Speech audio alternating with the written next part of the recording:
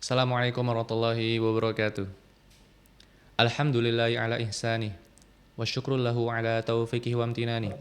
Asyhadu an la ilaha illallah wahdahu la syarika la ta'zima li sya'ni. Wa asyhadu anna Muhammadan abduhu wa rasuluh ad-da'i ila ridwani. Allahumma salli wa sallim alaihi wa ala alihi wa ashabihi wa ikhwani. Teman-teman sekalian, segala puji bagi Allah Subhanahu wa taala yang senantiasa memberikan kepada kita nikmat-nikmatnya. Terlebih lagi nikmat Islam, nikmat keimanan, dan juga nikmat hidayahnya. Karena itu Nabi SAW sering tatkala berkhutbah dengan bersabda, "Man yadihillah fala mudhillalah, wa man yudlil fala hadiyalah." Dan barang siapa yang Allah Subhanahu wa taala berikan hidayah, maka tidak ada seorang pun yang dapat menyesatkannya. Lihatlah Salman Al-Farisi yang jauh-jauh dari Persia ke Madinah untuk berislam dan juga wafat dalam kondisi Islam. Sebaliknya, wa man yudlil fala hadiyalah. Dan barang siapa yang Allah Subhanahu wa taala sesatkan, maka tidak ada seorang pun yang dapat memberikan hidayah kepadanya. Coba kita lihat paman Nabi sallallahu alaihi wasallam, yaitu Abu Thalib. Satu kota dengan Nabi. Bahkan beliau mensupport dakwanya Nabi. Akan tetapi wafat dalam kondisi kafir. Na'udzubillah. Dan Allah Subhanahu wa taala memerintahkan kepada kita untuk menyebut nikmat-nikmatnya. Allah berfirman, "Wa amma bi ni'mati rabbika fahaddits." Maka sebutlah nikmat-nikmat Rabb kalian yang telah diberikan kepada kalian. Tapi Allah berfirman dalam ayat yang lain, "Wa in ta'uddu ni'matallah la tuhsuha." Jika kalian menghitung-hitung nikmat Allah, enggak akan bisa kalian menghitungnya. Ya. Tak lupa salat dan taslim. Semoga tercurahkan kepada Nabi kita Muhammad sallallahu alaihi wasallam dan juga kepada istri-istri beliau, putra-putri beliau, dan juga kepada para sahabat radhiyallahu taala anhum ajma'in. Teman-teman sekalian, mungkin sebagian dari kita ini masih bingung. Sebenarnya untuk apa kita diciptakan di dunia ini? Apakah untuk main-main saja? Atau untuk bersenang-senang saja? Apakah untuk mencari dunia? La. Allah berfirman, "Wa ma khalaqatul jinna wal insa illa liya'budun." Tidaklah aku ciptakan jin dan manusia melainkan untuk beribadah kepadaku, menghamba kepadaku. Nah, teman-teman sekalian, Allah Subhanahu wa taala itu Maha Adil. Allah Subhanahu wa taala berikan kepada kita panduan, memberikan kepada kita kurikulum, pedoman agar kita selamat di dunia, terlebih lagi di akhirat. Karena teman-teman sekalian, di akhirat itu nanti kita hanya memiliki dua opsi. Fariqum fil jannah wa fariqum fis sa'ir. Masuk surga apa masuk neraka? Jelas kita ingin masuk surga. Jika kita salah melangkah di dunia ini, maka kita akan bisa terjerumus ke dalam neraka akibat kesalahan kita. Maka dari itu Allah SWT menjadikan Al-Quran ini sebagai pedoman, sebagai petunjuk. Maka Allah berfirman dalam Al-Baqarah ayat yang pertama dan kedua, Alif Lam Mim, Dzalikal kitab la raiba fi hudan lil muttaqin. Alif Lam Mim, Dzalikal kitab. Ini kitab la raiba fi, enggak ada keraguan di dalamnya. Hudan lil muttaqin, dan juga sebagai pedoman, sebagai petunjuk bagi orang-orang yang bertakwa. Bahkannya Allah SWT lebih spesifik lagi tentang keutamaan Al-Quran. Allah berfirman dalam surah An-Nahl ayat 89, "Wa nazzalna 'alaikal kitaba tibyana likulli syai'." Sungguhnya kami menurunkan kepadamu wahai Muhammad, yaitu Alkitab, yakni Al-Quran. Untuk apa? Apakah hanya untuk dipajang di rumah-rumah? Atau mungkin untuk hiasan di dinding? La. Tapi untuk apa? Tibyana likulli syai', untuk memberikan jawaban atas segala permasalahan kehidupan kita. Dan juga sebagai hudan, lagi-lagi hudan, sebagai petunjuk.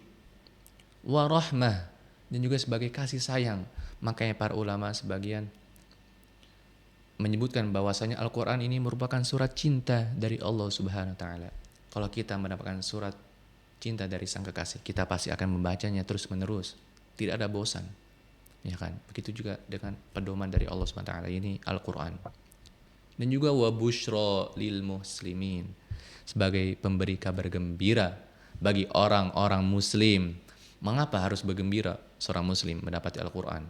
Ya, karena Al-Qur'an ini bukan untuk menyengsarakan kita, bukan untuk memberikan kita beban. Allah berfirman, Toha ma anzalna 'alaikal qur'ana litashqa.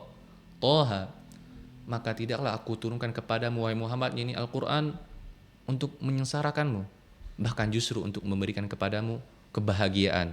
Ya. Wa busyra lil muslimin, sebagai kabar gembira bagi orang-orang muslim. Karena semua problematika yang kita hadapi ada semua di dalam Al-Qur'an. Kita ingin bahas apa? Pernikahan, penceraian, jihad, makan, minum, warisan, hutang, ada semua di dalam Al-Qur'an. Atau kita ingin diberikan rezeki, ingin diberikan keturunan anak, atau ingin diberikan kebun. Nah, Allah berfirman dalam surah Nuh. Allah berfirman, "Faqultu astaghfiru rabbakum innahu kana ghaffara yursilis samaa'a 'alaikum midrara wa yumdidkum bi amwalin wa banin wa yaj'al lakum jannatin wa yaj'al lakum anhara." Nabi Nuh berkata kepada kaumnya, "Wahai kaumku, mohon ampunlah kalian kepada Rabb kalian, karena Rabb kalian adalah Maha Pengampun lagi Maha Penyayang." Apa balasannya dari Allah SWT? Yursilis sama alaikum midrara. Allah SWT akan memberikan kepada kalian hujan yang sangat lebat. Ini makna tafsirnya.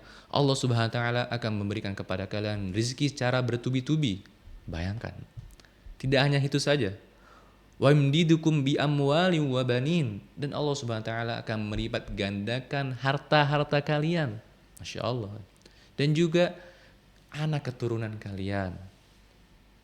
Tuh ada semua di dalam Al-Qur'an solusinya. Itu dengan kita beristighfar, Allah akan berikan solusi. Atau kita ingin apa lagi? Ingin diberikan ilmu? Ada. Allah berfirman dalam surah Al-Baqarah ayat 282. Apa kata Allah? Wattaqullah wa yu'allimukumullah. Kalian bertakwa kepada Allah dan niscaya Allah SWT akan memberikan kepada kalian ilmu-ilmunya. Apa sih takwa itu? Takwa, kata Thariq bin Hatim rahimahullah, at-taqwa an ta'mala ta'atallah ala nuri minallah tarju thawaballah. Takwa itu engkau melakukan ketaatan kepada Allah didasari panduan dari Allah, yakni Al-Quran dan hadis. Tarju thawaballah, dalam rangka engkau mengharap pahala dari Allah SWT. Lalu, apakah cukup seorang itu disebut bertakwa jika dia hanya melakukan ketaatan? Belum. Lalu apa? Antajtaniba ma'siyatallah ala nuri minallah takhafu iqaballah.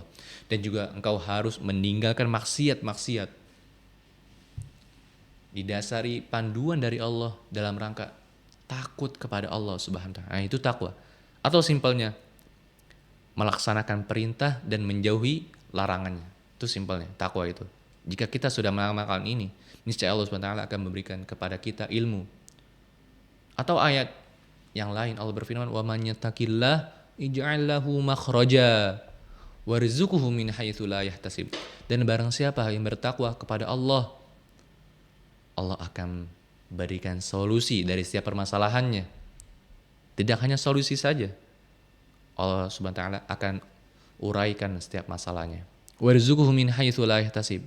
Dan juga Allah SWT akan memberikan rezeki dari arah yang dia tidak sangka-sangka. Masya Allah. Jadi kita harus bergembira karena di sini merupakan ada semua jawaban dari setiap masalah kita. Karena setiap dari kita ini pasti memiliki masalah yang sangat banyak. Pasti setiap manusia Allah SWT berikan masalah, akan tapi tidak melampaui batasnya. Allah berfirman, la yukallifullahu nafsan illa wus'aha. Dan Allah SWT tidak membebani seorang di luar kemampuannya. Nah, teman-teman sekalian, mungkin kita mendapati di media sosial, entah itu WhatsApp, Instagram, Facebook, kita akan mendapati itu kata-kata bijak, ya, kata-kata yang menginspirasi dari orang filsuf, orang-orang bijak, ya. Itu mengapa? Sebagian dari kita ini takjub. Itu karena mereka tidak baca Quran. Ya. Kalau kita baca Quran, kita akan menemukan semua problematika, semua jawaban di sini, ya kan? Di dalam Al-Quran semuanya ada. Maka Allah berfirman, ya ayuhan nasu qad ja'atkum mau'izatun mir rabbikum. Wahai sekalian manusia, telah datang nih jamuan dari Rob kalian, karena Rob kalianlah yang tahu dengan kondisi hamba-hambanya. Bukti Allah Subhanahu wa taala Maha mengetahui, ya kan? Allah sebutkan dalam surah Al-Ankabut ayat 41.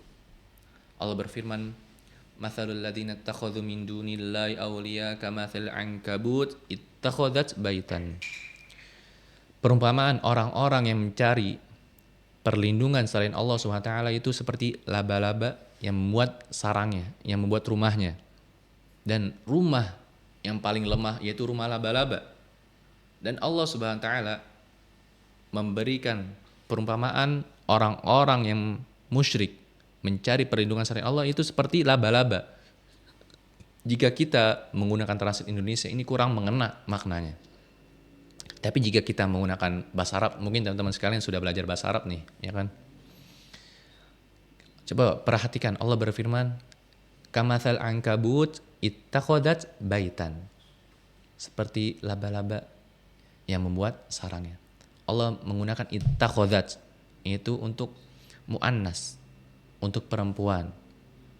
Nah, Allah Subhanahu wa taala sudah mengabarkan bahwasannya yang membuat sarang itu adalah laba-laba si betina. Itu di dalam dunia laba-laba. Ternyata yang membuat sarangnya yaitu si betina, dan si jantanya ini hanya mensuplai benangnya. Dan selama ini kita kan nggak tahu yang di rumah kita ini laba-laba betina atau jantan nih, ya kan? Nah, Allah SWT sudah mengabarkan kepada kita bahwasannya yang membuat jaring itu adalah si betina. Nah, Allah SWT saja tahu dengan hewan yang sekecil itu. Maka bagaimana mungkin Allah SWT tidak tahu dengan kondisi seorang hamba, yang hamba itu butuh kebahagiaan. Allah pasti tahu, jamaah. Allah pasti tahu, teman-teman sekalian. Ya, maka dari itu sekali lagi wa busyra lil muslimin, sebagai kabar gembira. Maka dari itu kita jika ingin mencari ketenangan, ingin mencari kebahagiaan, buka tuh Quran, baca tuh Quran, maka kita akan mendapati setiap jawaban dari setiap problematika. Coba kita lihat dalam surah Thaha.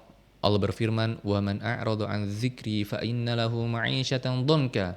Dan barang siapa yang berpaling dari mengingatku, berpaling dari panduan Allah, yaitu Al-Quran, fa inna lahu ma'isyatan dhanka, maka kami akan berikan kepada dia kehidupan yang sangat sempit. Tidak hanya sempit saja, wa nasyuruhu yaumal qiyamati a'ma. Nanti pada hari kiamat kami bangkitkan mereka dalam keadaan buta. Seorang yang buta 60 tahun itu dia udah nggak enak, apalagi nanti di akhirat 500.000 tahun buta, nggak enak sekali. Nah, mereka protes kepada Allah. Qala rabbi lima hasyartani a'ma wa qad kuntu basira. Wahai Rabb, bukankah dahulu di dunia aku bisa melihat, maka mengapa sekarang engkau bangkitkan aku dalam keadaan buta? Apa kata Allah Subhanahu wa taala? Qala kadzalika atatka ayatuna fanasitaha wa kadzalika al-yauma tunsa. Maka pada hari ini engkau, dikarenakan engkau selalu melupakan ayat-ayat kami, kalian tidak membaca pedoman dari kami, kata Allah. Ini Al-Quran. Kalian selalu sibuk dengan urusan dunia kalian. Kalian tidak membaca pedoman dari Allah Subhanahu wa taala. Wa kadzalika al-yauma tunsa, maka pada hari ini kalian dilupakan. Na'udzubillah. Teman-teman sekalian, saya ingin menitik beratkan kepada teman-teman sekalian bahwasannya jadikanlah Al-Quran sebagai teman kita. Jika kita mempunyai masalah, coba carilah solusinya dari Al-Quran.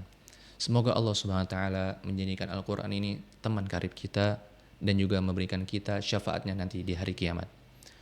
Barakallahu fiikum, subhanakallahumma wa bihamdika, asyhadu an la ilaha illa anta astaghfiruka wa atubu ilaik. Assalamualaikum warahmatullahi wabarakatuh.